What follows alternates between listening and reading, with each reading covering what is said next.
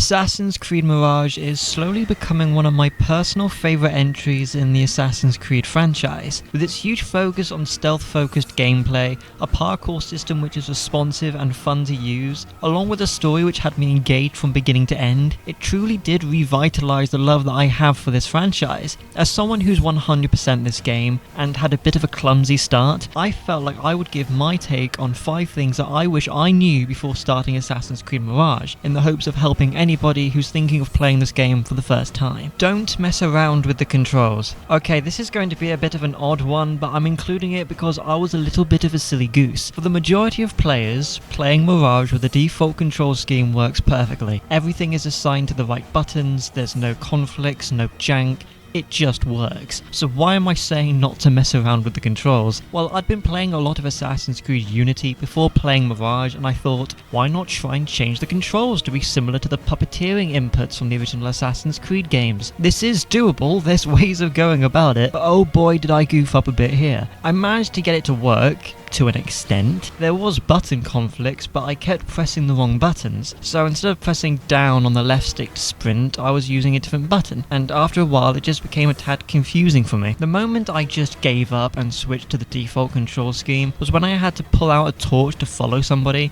I kept doing the parry animation because I had button bind the tool menu to the same menu as the parry. When this happened, every time I'd equip the torch, I'd do the parry animation and it looked clunky and goofy. It was my own fault. I had no idea what I'm doing most of the time when it comes to controller layouts. So unless you know what you're doing, please leave the buttons alone. You'll save yourself an hour of confusion. Focus on getting the stealth skills / tools first. Assassin's Creed Mirage has a skill tree, well, 3 of them to be precise, and considering that this is a stealth focused game, your best bet when playing is to get the skills which allow you to carry more tools as soon as possible. You can find these in the skills menu under the Trickster skill tree. Having these skills sooner rather than later will open up the stealth gameplay a lot more, but it'll also allow you to pick up a missable achievement / trophy.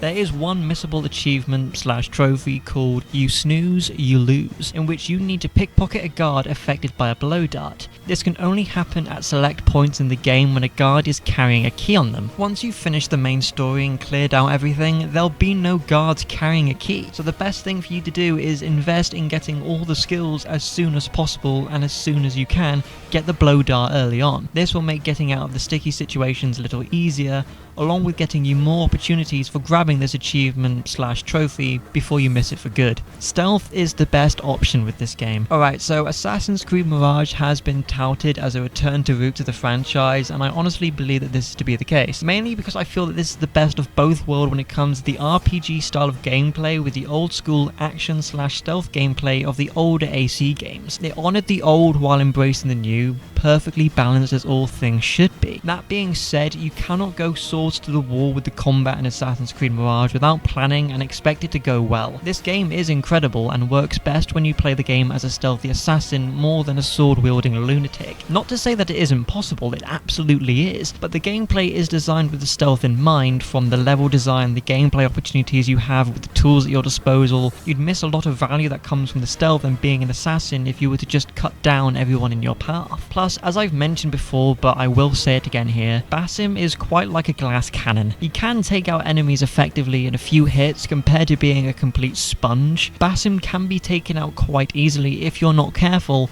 and are fighting more than a few guards at a time. And when the game at practically every opportunity has a platoon of guards stationed, combat is a surefire way of getting yourself killed, so using stealth is your best friend in this game. As a final note, as we're here, the combat is pretty lackluster compared to the previous entries in the series, and I reckon you'll get more enjoyment sneaking and stabbing anyway. The moveset in combat is limited and is serviceable at best. Not that I hate it, but it's something I feel like I should tell you while we're on the subject. Make a save file for the big assassination targets. Do you remember when Assassin's Creed would allow you to replay memories? Yeah, me too. Unfortunately, that's not the case once again in Assassin's Creed Mirage. So if you want to replay certain sections of the game and try out different ways of approaching a target, say with the black box missions, my recommendation is to make a separate save file just before you begin that assassination. Of course, there's New Game Plus, which, depending on when you're watching this video, video could have already been introduced, but as of writing and recording, that's not come out yet.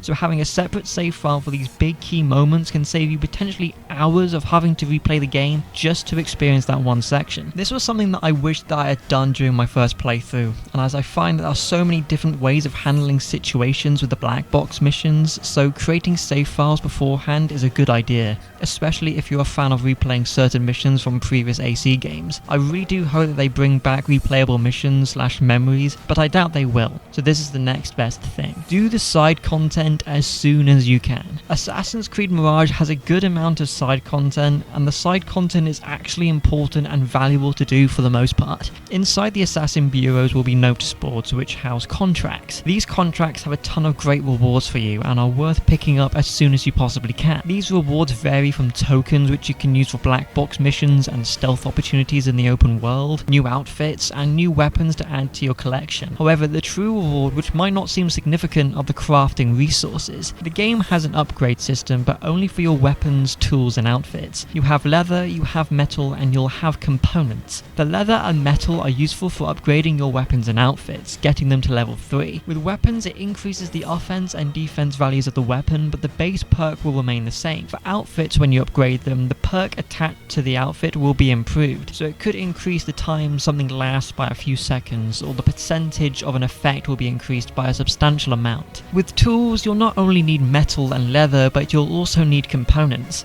While they can be found in chests around the world and can be purchased occasionally by merchants, your best bet on getting them early on is by doing the assassin contracts on the notice boards. This is the quickest way of doing so, and by going this route, you'll be able to upgrade your tools, weapons, and outfits much quicker and become a more efficient assassin. And there we have it. There are 5 things I wish I knew personally before starting Assassin's Creed Mirage. Hopefully this will help you out on your journey throughout AC Mirage and make the game a little bit easier and more efficient for you. But what were some things you wish you knew before playing Assassin's Creed Mirage? Leave a comment down below and subscribe to the channel so you don't miss out on any of the future videos. I deeply appreciate all of you, and if you're a fan of Assassin's Creed, I reckon you'll get a kick out of the video that's up on screen now. Thank you so much for watching, and I'll see you all soon.